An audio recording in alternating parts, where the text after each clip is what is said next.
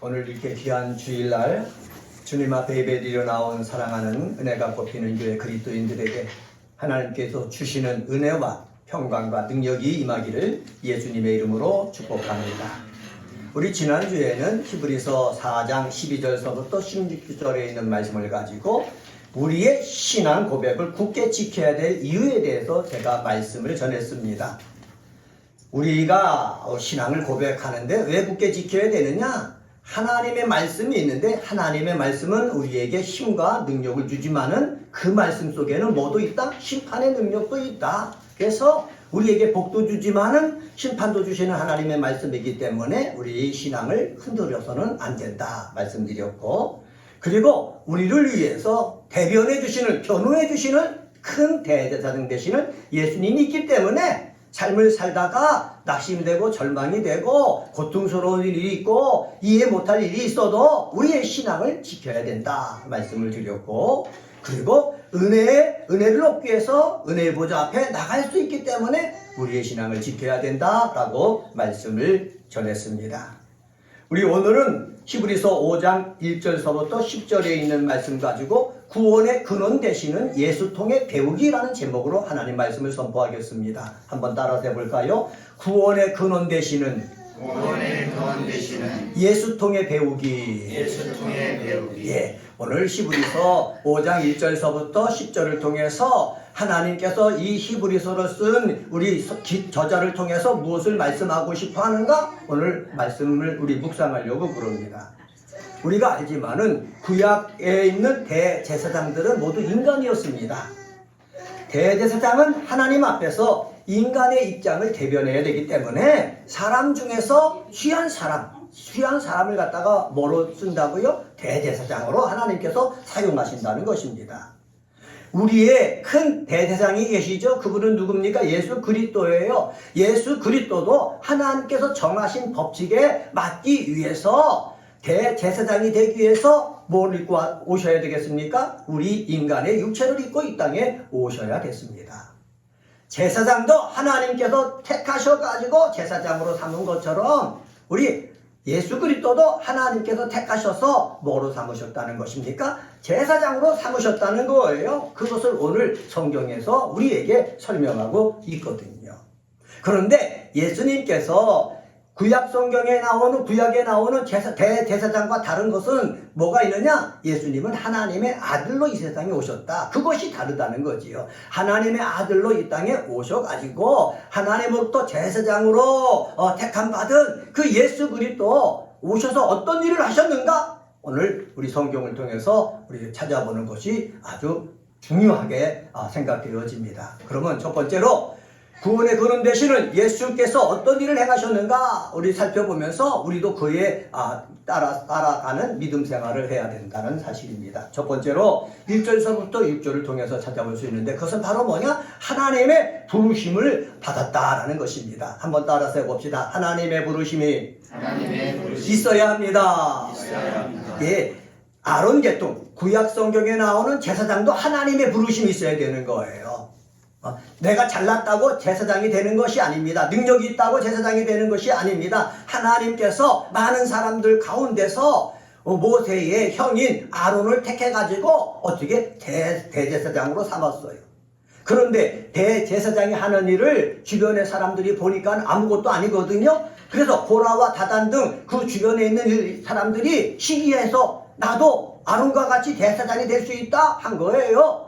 그러다 보니까 문제가 발생하잖아요. 그래서 여호와 하나님께서 말씀하시잖아요. 너희들이 다 지도자니까는 너희 지팡이를 가져와라. 그리고 지팡이를 가져와서 그 지팡이에서 싹이 난 사람들만 내가 하나님이 택했다 라고 말씀하시고 지팡이를 두게 하셨어요. 그랬을 때 그들이 두었던 지팡이 속에서 싹이 난 지팡이가 있었는데 누구의 지팡이입니까? 아론의 지팡이였다는 거지요. 아론의 지팡이를 통해서 하나님이 말씀하신 것은 무엇입니까? 많은 사람이 있어요. 그런데 많은 사람이 다 완전한 것이 아니고 부족하고 연약함이 가득하더라도 하나님이 뭐한 자가 있다는 거예요? 택한 자가 있다는 거예요. 이것을 우리는 알아야 되는 것입니다. 한번 따라서 해봅시다. 부족한 많은 사람 가운데서 하나님의 부르심이 있어야 합니다. 하나님의 부르심이 있어야. 네, 부족한 많은 사람 가운데서 하나님의 부르심이 있어야 그 사람이 제사장이 되는 거예요. 대제사장이 되는 거예요. 하나님 앞에 가까이 나갈 수가 있는 거예요. 그러면 하나님의 부르심 받은 이 대제사장은 뭐 완전합니까? 죄가 없습니까? 아니라는 거예요. 우리가 똑같다는 거지요. 똑같이 말의 실수도 하고 행동의 실수도 하고 생각도 잘못 먹을 수가 있다는 거예요. 그래서 사람들이 왜 저 사람은 죄를 지을 수밖에 없는가 라는 것을 더 안다는 거지요. 그래가지고 사람들이 죄를 지을 수밖에 없었던 그런 것을 더 알기 때문에 그 사람의 죄를 가지고 하나님 앞에 나가서 진심으로 하나님 앞에 나가서 어떻게 기도할 수가 있다는 거예요. 그래서 대제사장은 우리의 연약함을 알고 이거 연약함을 누구의 문제로 여기고 나의 문제로 여기고 누구 앞에 나갈 수 있어야 되는 거예요? 하나님 앞에 나갈 수가 있어야 되는 거예요. 여러분들이 이 목사를 위해서 그렇게 기도해 주시길 바랍니다. 여러분의 삶을 살다 보면 여러 가지 문제가 있어요. 그 문제가 있을 때 누가 기도를 하면서 하나님 앞에 나가겠습니까?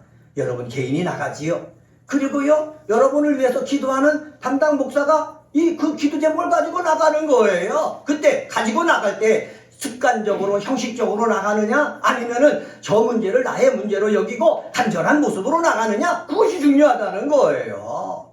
여러분은 늘 저를 위해서 기도해 주는데 나의 문제, 내 기도 제목 이런 것들을 우리 목사님이 진실된 마음으로 간절한 마음으로 하나님 앞에 가지고 나가게 하여 주시옵소서. 여러분 기도로 도와주시기를 주님의 이름으로 간절히 축원합니다. 자, 대제사장은 하나님의 부르심이 있어야 된다고 그랬어요. 1절 중반절에 보면은 뭐라고 말하느냐, 하나님께 속한 일에 사람을 위하여 라고 얘기합니다. 하나님께 속한 일이라고 나오는데 새 번역 성경에는 뭐라고 말하느냐, 하나님과 관계된 일에 임명받았습니다. 임명받았다 이렇게 번역을 했습니다. 4절 말씀 한번 보세요. 4절 말씀 뭐 함께 읽어볼까요? 4절 시작. 이 종기는 아무도 스스로 취하지 못하고 오직 아론과 같이 하나님의 부르심을 받은 자라야 할 것이니라. 이 종기는 아무도 스스로 취하지 못하고 아론과 같이 누구의 부르심을 받은 자야 된다고요? 하나님의 부르심을 받은 자야 된다라고 말씀했습니다. 여러분, 대제사장은 내가 하고 싶다고 해서 하는 게 아니에요. 누가 불러야 된다고요? 하나님이 부르셔야 된다는 거지요. 히브리서 기자는 하나님의 부르심을 받은 자라고 어떻게 꼭 집어서 얘기하고 있어요.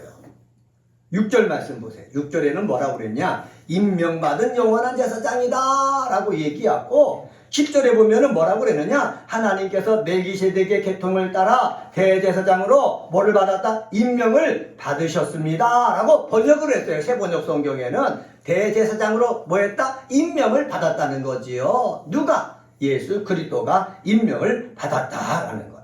그렇게 해서 하나님이 부르셔갖고 대제사장으로 삼으신 이유가 있어요. 그것은 바로 뭐냐? 5절 말씀에 나와요. 5절 한번 다시 돌아가서 5절 한번 보세요. 5절에 보면은 또한 이와 같이 그리스도께서 대제사장 되심도 스스로 영광을 취하심이 아니요. 대제사장으로 하나님이 불러주신 것은 스스로 영광을 취하기 위해서 부르신 것이 아니라는 거예요. 네가 잘났다고, 네가 교만해지라고, 거만해지라고 대제사장으로 삼아주신 것이 아니라고 성경은 분명히 말씀하고 있어요. 대제사장으로 불러서 삼아주신 것은 누구의 영광을 위해서, 하나님의 영광을 드러내기 위해서 삼아주신 것이다 말씀하신 것을 오늘 성경을 통해서 찾아볼 수가 있습니다. 예수님은요, 하나님의 부르심대로요 그렇게 삶을 살았어요. 공생애를 시작할 때 세례 요한에게 세례를 받으셨거든요. 그때요 하늘에서 비둘기같이 성령이 임하면서 소리가 들렸지 않습니까? 어떤 소리입니까? 이는 내 사랑하는 아들이요 내 기뻐하는 자다라는 소리를 들었어요. 예수님은요 일을 시작할 때 하나님의 사랑하는 아들, 내 기뻐하는 자라라는 소리를 듣고 시작하셨고, 그리고 계속해서 자기 영광을 취하지 아니하고 자기 교만을 드러내지 아니하고 내가 이 땅에 온 하나님이다 하면서 의심되지 아니하고 육체의 사람의 몸을 입고 오신 예수님은 섬기면서 살았어요. 죄인들과 함께 살았어요. 그들의 죄를 용서하시고 새로운 길로 인도하셨어요. 병든 자들에게 병을 고쳐주면서 그들에게 소망을 주고 새로운 인생을 주시면서 삶을 살으셨어요. 그렇게 살으셨을 때에 자기 영광을 취한 것이 아니라 누구께 영광을 돌리겠다고요? 하나님 아버지께 영광을 돌리겠다는 것입니다. 여러분, 예수님도 하나님의 부르심을 받았어요. 부르심을 받으시면서 하나님이시지만은 어떻게 해요? 하나님께 기뻐하는 삶을 누가 사셨다? 예수님이 사셨다는 거예요. 제가 왜 이 말씀을 드리느냐 하면은 우리도요, 하나님의 부르심을 받아서 하나님의 자녀가 된 거예요. 내가요, 하나님의 자녀가 되고 싶다고 해서 자녀가 된 것이 아니에요. 내가 스스로요, 나는 구원받아서 천국에 가고 싶습니다. 내가 스스로 택해가지고 그 천국에 갈 수 있는 것이 아니에요. 여러분이 아시는지 모르시는지 믿는지 믿지 않는지 저는 확신하지 못하지만은 하나님께서 예수님을 택하시고 아론을 택하셨던 것처럼 여러분을 택하셨다는 사실을 기억하시기를 바랍니다. 여러분을 부르셨다는 것을 기억하시기를 바랍니다. 여러분을 하나님의 자녀로 임명하셨다는 것을 기억하시기를 바랍니다. 이 확신이 있어야 된다는 거예요. 이 확신을 누굴 통해서 우리에게 말씀해 주십니까? 예수 그리스도를 통해서 말씀해 주셔요. 자, 예수님은 하나님이 부르셨어요. 예수님은 하나님이 부르셨는데 교만하지 않고 거만하지 않고 자만하지 아니하고 하나님이 기뻐하시게끔 하나님 앞에 영광을 돌리는 삶을 살았어요. 우리들도 마찬가지예요. 하나님이 우리를 부르셨어요. 죄가 많고 연약함이 있어도 하나님이 부르셨어요. 하나님의 부름받은 우리도 예수님처럼 하나님이 기뻐하시는 그러한 삶을 사는 저와 여러분이 되시기를 주님의 이름으로 간절히 축원합니다. 두 번째로 구원의 근원 되시는 예수를 통해서 배워야 될 것이 있어요. 그것은 바로 뭐냐? 큰 부르짖는 기도예요. 한번 따라서 해봅시다. 큰 부르짖는 기도. 큰 부르짖는 기도. 네, 7절 말씀 우리 같이 한번 읽겠습니다. 7절 말씀입니다. 시작. 그는 육체에 계실 때에 자기를 죽음에서 능히 구원하신 이에게 심한 통곡과 눈물과 간구와 소원을 올렸고 그의 경건하심으로 말미암아 들으심을 얻었느니라. 아멘. 그는 육체에 계실 때, 이 말은 뭐냐? 하나님의 아들이시지만은 말씀으로 이 세상을 창조하신 예수 그리스도이시지만은 우리를 구원하기 위해서 우리의 연약함을 스스로 체휼하고 그리고 우리를 온전케 하기 위해서 육체를 입고 이 땅에 오셨다는 거지요. 육체를 입고 이 땅에 오시니까는 우리 사람들이 제약받는 그러한 것을 똑같이 제약을 받는 거예요.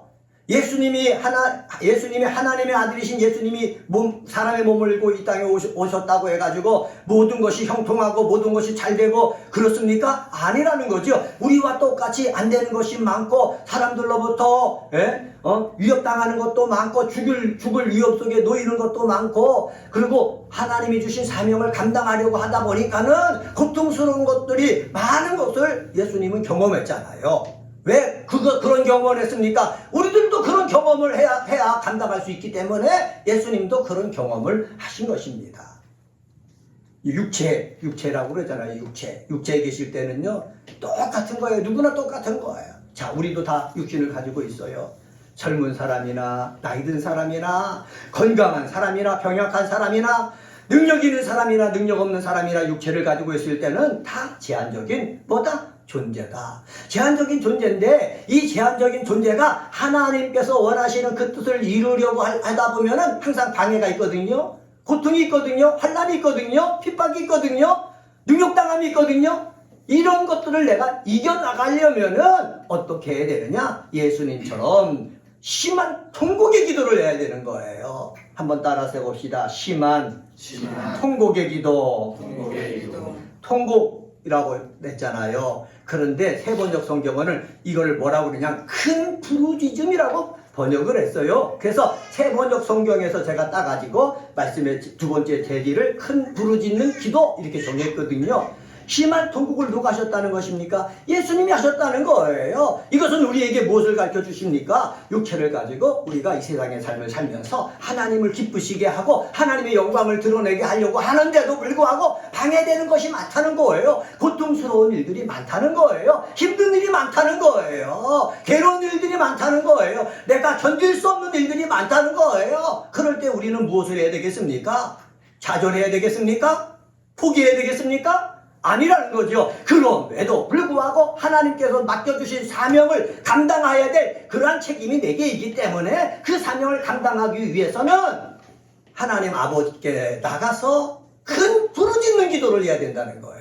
한번 따라서 해봅시다. 큰 부르짖는 기도. 큰 부르짖는 기도. 네, 큰 부르짖는 기도를 해야 되는 거예요. 여러분, 여러분에게 죽을 그러한 위협 같은 문제가 생겼다고 해봅시다. 가만히 그냥 있을 사람이 어디 있습니까? 하나님을 믿는 사람이라면 그런 문제가 있다면은 그 문제를 가지고 내 사명을 감당하기 위해서 어떻게 해요? 큰 부르짖는 기도를 해야 되는 거예요. 통곡의 기도를 해야 되는 거예요. 울면서 기도해야 되는 거예요. 간절하게 기도해야 되는 거예요. 이러한 예수님이 기도했던 모습이 저와 여러분 속에 위협에 놓일 때마다 사명을 감당하려고 할 때마다 그 앞에 문제가 있을 때마다 큰 부르짖는 기도가 있게 되어지기를 예수님의 이름으로 간절히 축원합니다.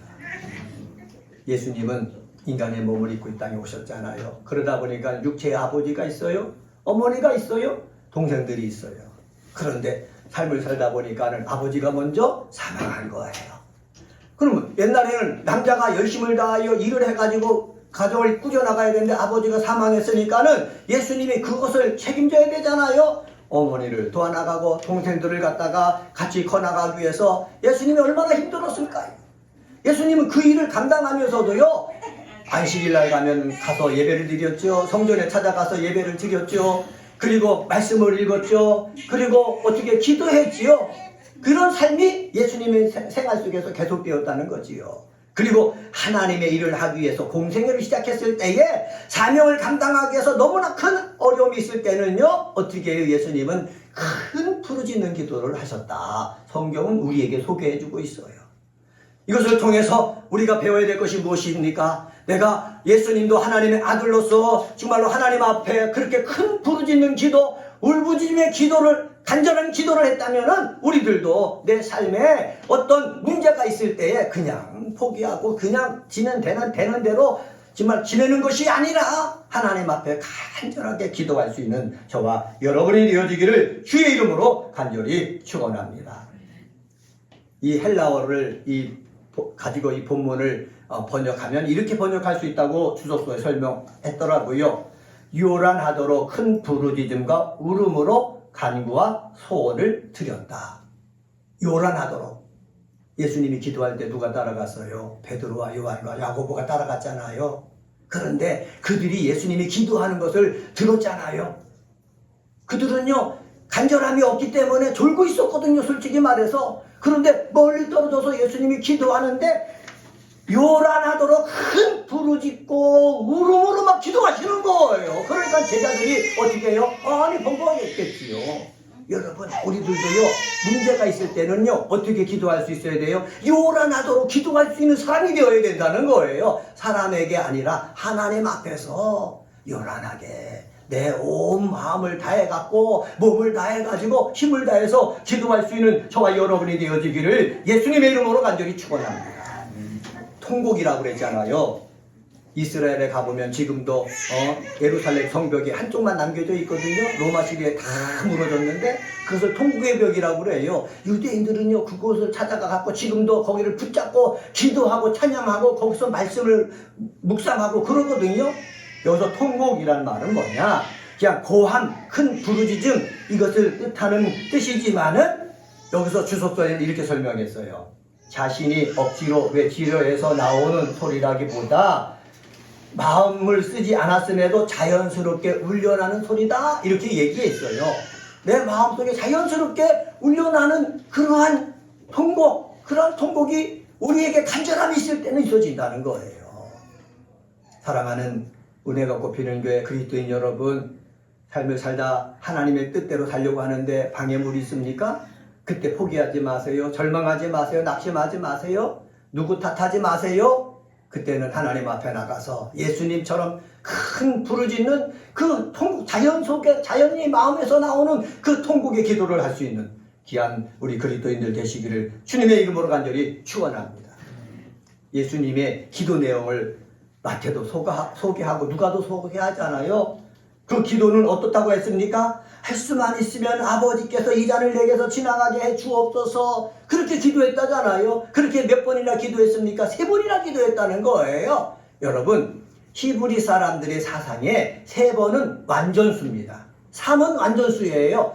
예수님이 기도할 때 3번만 딱 기도하고 마쳤다라는 말은 뭐냐? 하나님 앞에 나갔고 하나님께서 응답하실 때까지 완전하게 기도했다라는 뜻이에요. 우리들을요 3번만 기도하고 마치는 것이 아니라 하나님께서 들으시고 응답해 주실 그때까지 우리는 기도해야 되는 거예요. 왜? 완전수기 때문에. 우리는 완전수를 모르잖아요. 한 번 기도했을 때 하나님이 응답하셨을지 10번 기도할 때 응답하셨을지 우리는 모르잖아요. 그러나 예수님처럼 아버지의 응답을 받을 때까지 나가서 큰 부르짖는 요란한 기도를 할 수 있는 믿음의 사람이 되시기를 주의 이름으로 간절히 축원합니다. 이렇게 기도하니까는 7절 하반절에 뭐라고 말하는 줄 아십니까? 그의 경건하심으로 말미암아 들으심을 얻었느니라 말씀하고 있어요. 그러니까 우리가 사명을 감당하기 위해서 고통스러울 때 큰 부르짖는가 통곡의 기도를 해나갈 때에 그 모습 속에서 야 너는 정말로 나를 원하는구나. 하나님이 그 마음을 보신다는 거예요. 그래서 그의 경건함으로 말미암아 하나님이 뭐 했다? 들었다는 거예요. 응답해 주셨다는 거예요. 하나님의 아들이지만 경건함을 가지고 있었다는 거예요. 우리는 어떻습니까? 예수를 통해서 하나님의 자녀가 되었어요. 하나님 앞에 나갔을 때 예수님과 똑같은 경건함으로 여러분 기도하고 찬양하고 예배드려야 되는데 습관적으로 형식적으로 해가지고는 아무 일도 안 일어나는 거예요. 왜? 마음을 보시는 분은 하나님이시기 때문에. 하나님은 우리의 마음을 보기 때문에 이 마음속에 간절함이란 게 있다면은 정말 하나님이 응답해 주실 때까지 예수님처럼 부르짖고 통곡하면서 기도하게 된다는 사실이에요. 이런 기도가 저에게도 있게 되어지고 사랑하는 우리 그리스도인들에게도 있게 되어지기를 주의 이름으로 간절히 축원합니다. 이렇게 하나님은 마음속에 있는 것을 외적으로 막 보여주는 것을 보고 싶어하는 거예요. 구약성 창세기에 보면은 아브라함 나오잖아요. 아브라함이 100세에 아들을 얻었어요. 이삭을 키웁니다. 얼마나 신나게 키웠을까요? 자기 대를 이어나갈 그러한 아들이니. 그런데 하루는 하나님께서 이삭을 번제로 바치라는 거예요. 번제가 무엇입니까? 잡는 거예요. 피를 흘리는 거예요. 그리고 쪼개 갖고 불태워 드리는 거예요. 이렇게 번제로 드리라는 거예요. 아브라함이 얼마나 힘들었을까요? 그러나 이삭과 함께요. 하나님이 제사드리라는 모리아 산으로 올라가잖아요. 거기 속에서 아브라함이요 하나님 말씀을 믿고서요 어떻게 해요? 이삭을 갖다가 잡으려고 할 때 하나님께서 말씀하시잖아요. 내 아들 이삭에게 손대지 말아라. 이삭 대신 하나님 앞에 드릴 예물을 내가 준비해놨다. 그러면서 숯불 속에 뿌리 걸려있던 그 양을 가지고 제사 드려라. 거기서 여호와 이레라는 말이 나오잖아요. 하나님은요 정말로 이삭을 죽여서 드리는 것을 원하시는 것이 아니라 그 마음을 보시는 거예요. 그 마음. 그렇기 때문에 우리도 부르짖음이 있을 때 뭐가 함께 동행돼야 된다고요? 마음이 동행돼야 되는 거예요. 겉모습만이 아니라 소리만이 아니라 내 마음에 진실된 이 모습을 갖게 할 때에 하나님께서 너의 경건을 봤다. 내 믿음을 봤다. 말씀하는 거예요. 예수님처럼 저와 여러분의 예배 속에 찬양 속에 기도 속에 경건함이 보여지게 되어지기를 주의 이름으로 간절히 축원합니다. 세 번째로요. 8절서부터 10절을 통해서 찾아볼 수 있는데 그것은 순종입니다. 한번 따라서 해봅시다. 순종. 8절에 보면은 그가 아들이면서도 받으신 고난으로 순종함을 배워서 여기 보면은 그 아들이심으로 순종함을 배웠다고 그랬어요. 예수님은 하나님이십니다. 이 세상을 창조하신 분입니다. 이러한 사실을 갖고 보면은 예수님은 순종을 배울 필요가 없는 거예요. 저절로 뭐가 되는 거예요? 순종이 되는 거예요. 그런데 순종을 배워서라는 말을 성경에 왜 기록해 놨습니까? 예수님도 하나님의 아들이시지만은 시시때때로 일이 있을 때마다 순종하려고 애쓰셨다. 하나님의 뜻대로 순종하려고 했다라는 것을 우리에게 전달해 주기 위해서 순종함을 배워서라는 말을 쓴 거예요. 그러면 이 속에서 우리가 찾아야 될 것이 무엇입니까? 예수님이 하나님의 뜻을 이루기 위해서 하나하나의 사건마다 순종함을 배워서 그 하나님의 뜻에 따라 나갔듯이 우리들도 마찬가지라는 거지요. 삶을 살면서 하나님의 뜻이 있다라는 것을 내가 알았다면은 그 뜻을 이루기 위해서 하나하나 뭐 하면서 나가야 되는, 순종을 배우면서 나가야 된다는 거예요. 한번 따라서 해봅시다. 사건을 통해서 순종함을 배웁시다. 순종함을 배웁시다. 네, 사건을 하나의 일이 일어나갈 때마다 하나님께 드리는 그 순종을 내가 해나가는 거예요. 이것을 배워나간다고 얘기하고 있어요. 목사도요, 순종을 배워나가야 되는 것입니다. 그래서 나중에는 정말 아브라함처럼 온전한 순종을 드릴 수 있는 자가 되어야 되는 거예요. 여러분들도 마찬가지예요. 교회에 나와서 예배 드렸다고 해서 순종한 것이 아니라 내 삶 속에서 말을 순종시키고 행동을 순종시키고 여러분 삶 속에서 정말 하나님이 원하시는 그러한 그 일들을 내가 거기에 따라 나갈 때에 여러분 순종함을 배워나가는 것이고, 그 다음에 그 순종함을 통해서 누가 기뻐하는 거예요? 하나님이 기뻐하는 거예요. 하나님이 뭐 하는 거예요? 감동하는 거예요. 한번 따라서 해봅시다. 아브라함은 하나님이 감동하는 순종을 했습니다. 예수님도 하나님이 감동하는 순종을 했습니다. 네, 우리들도요, 하나님이 감동하는 순종을 해야 될 줄 저는 믿습니다. 예수를 통해서 배워야 될 것이 뭐예요? 순종이에요. 9절 말씀 한번 같이 한번 읽어볼까요? 9절 시작. 온전하게 되셨은즉 자기에게 순종하는 모든 자에게 영원한 구원의 근원이 되시고. 예수님도요, 하나님 앞에 순종했잖아요. 그래서 예수님이 정말로 기뻐해가지고 하늘 보좌 우편에 올리셨잖아요. 거기서 예수님이 우리를 위해서 기도하시고, 거기서 우리를 위해서 변호해 주시고, 거기서 우리를 심판해 주실 거예요. 이런 것들을 체험한 그 예수님께서 우리를 위해서도 똑같이 하신다는 거예요. 우리를 위해서도 어떻게 예수께 순종하는 모든 자에게 뭐의 근원이 되신다고요? 영원한 구원이 되신다는 거예요. 예수님은 아버지 하나님을 바라보고 갔지만은 우리는 이 육체를 입고 이 땅에 오신 예수 그리스도를 바라보면서 가야 되는 거예요. 왜? 예수 그리스도가 영원한 구원의 근원이 되기 때문에. 천국도 우리는 누구 손 붙잡고 가는 거예요? 예수님 손 붙잡고 가는 거예요.